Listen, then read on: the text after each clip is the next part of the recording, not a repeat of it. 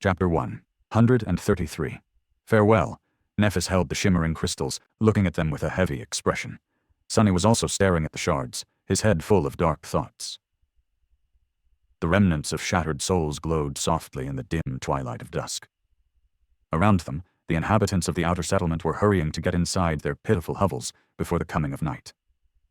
The sun was already hidden behind the cyclopean silhouette of the crimson spire, drowning the world in its eerie shadow. The air was full of fear and worry. He grimaced. "What are you thinking about?" Changing Star sighed and looked up. Her ivory face was harsh and thoughtful. She remained silent for a while, and then said in her usual calm tone, "We need to split up." Sunny couldn't help but laugh. "You do know what usually happens when people split up in these kinds of situations, right?" She stared at him with no humor in her cold gray eyes.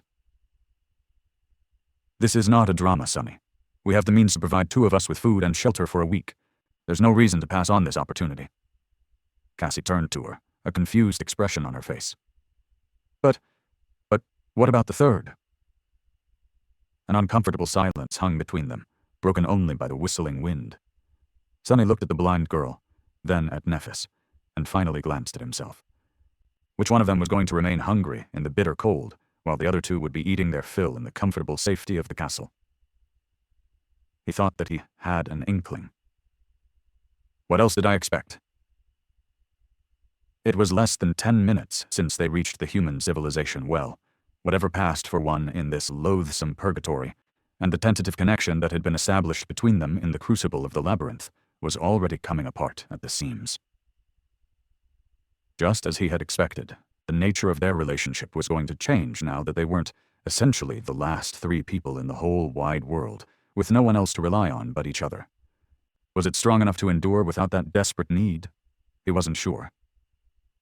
Throughout his whole life, Sunny had never managed to last long in any group. He didn't know if this time was going to be any different. Just as his insecurity threatened to break out of control, Nephis sighed and handed him the soul shards. "Here, take Cassie inside." He stared at her hand, then looked up sharply. A strange storm of emotions erupted in his heart. There was surprise, joy, concern, but at the same time, irrationally, a dark sense of shame and resentment. Not knowing how to deal with all these feelings, he scowled and asked, "Why me?" Changing Star simply raised an eyebrow. Shaking his head, Sunny offered her a crooked smile and added, "Don't get me wrong, I'm not refusing. I'm just curious, why are you so kind all of a sudden? Is it out of some misguided sense of nobility?" Nephis looked at him for a while, and then said with indifference, "I have never been noble. I have never been kind." He blinked, struggling with the desire to pinch Neph and make sure that she was awake. Had she met herself? If she wasn't noble, then who was?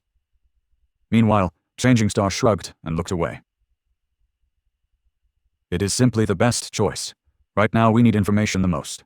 With the help of the Shadow, you will be able to learn much more about what is going on in the castle than I ever would. While you are gathering information inside, I will do the same here. We will meet in a week, share our findings, and decide what to do next." Sunny just stared at her. Did Neph just reveal herself to be as cynically pragmatical as he was? Once again, he felt a weird mix of emotions.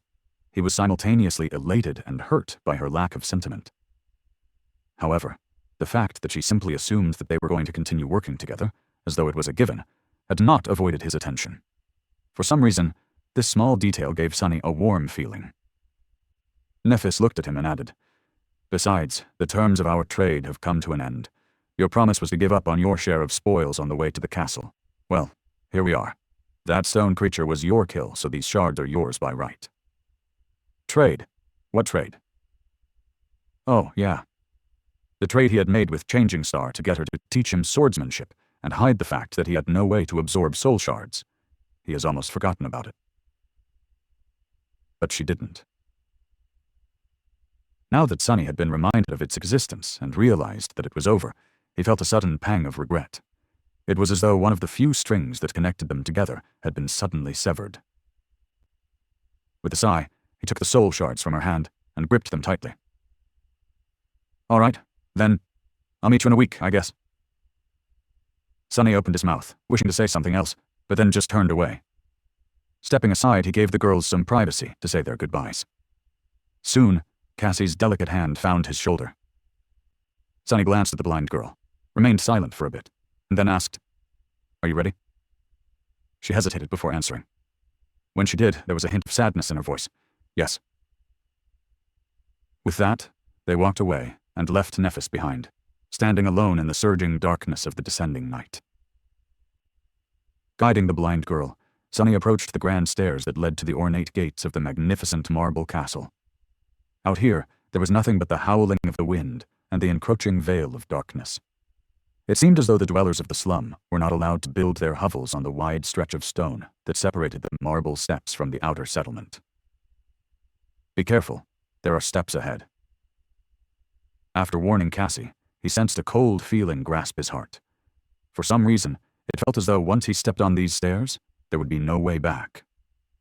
Gritting his teeth, Sonny took a step forward and began his ascent to the castle. Soon, they approached the apex and stopped in front of a couple of unfriendly guards. Both of the young men barring their way wore armor-type memories and wielded their weapons in the open, as though trying to warn anyone approaching to not test their patience. They looked at Sonny without even trying to hide their disdain. "What do you want, rat?" Sonny hesitated, then held out the soul shards. One of the guards glanced at them and grinned. "Well, would you look at that? The rat has brought us a present." Chuckling, he took the glimmering crystals and waved a hand. "Come on in. Someone will meet you inside." Struggling to not glare at the armed sleepers with murder in his eyes, Sonny forced out a pale smile and cautiously walked past them. Then, looking up at the dozens of human skulls swinging above them on rusty chains, he sighed darkly and led Cassie through the gates of the castle.